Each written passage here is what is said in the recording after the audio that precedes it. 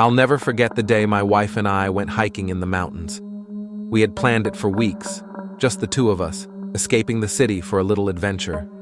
We loved hiking, and the mountains of that region were supposed to be stunning. But we had no idea what was waiting for us that day. It started off like any other hike. Fresh air, beautiful views, and the thrill of being surrounded by nature. We were so caught up in the beauty of it all that we didn't realize the sun was beginning to set. As the light faded, we suddenly realized something. We were lost.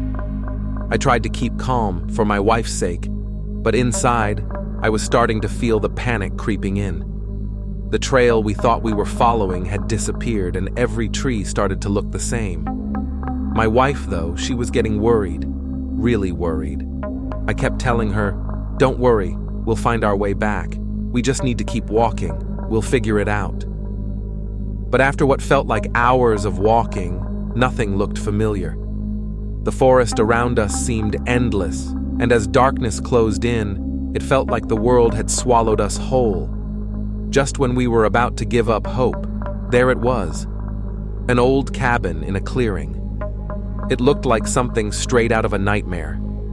The cabin was falling apart, like it hadn't been used in decades. The windows were cracked, some of them broken completely, and the roof had pieces missing. The place gave off this feeling, a bad one. Still, it was getting cold and there were wild animals in the mountains. We didn't have much choice. My wife squeezed my hand and I knocked on the door. Of course, there was no answer. When I turned the handle, it creaked open and we stepped inside. I wish we hadn't. Inside, the place was in even worse shape.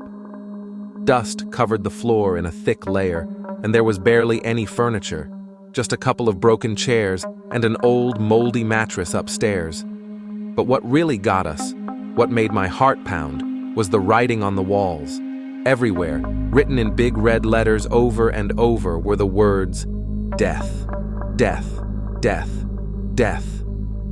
It was scrawled everywhere, floor to ceiling. It wasn't until I reached out, my hand shaking, that I realized the paint was still wet. We were terrified.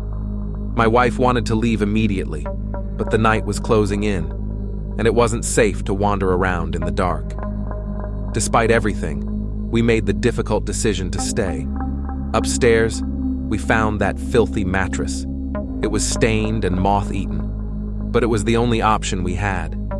We wrapped ourselves up in a piece of carpet we found lying around and tried to make the best of it. Even though the whole cabin felt wrong, we lay down and somehow, despite the fear, exhaustion took over, and we fell asleep. I don't know how long we slept before it happened. A noise woke me up. It was this soft rustling sound, like something was moving outside the cabin. My wife stirred beside me and whispered, "Did you hear that?" I nodded.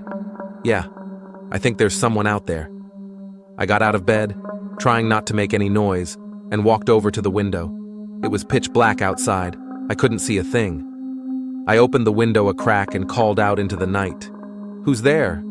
Nothing. Just silence.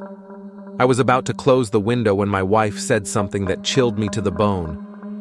Maybe it's someone who can't speak." I don't know why, but her words struck a nerve. Something felt off.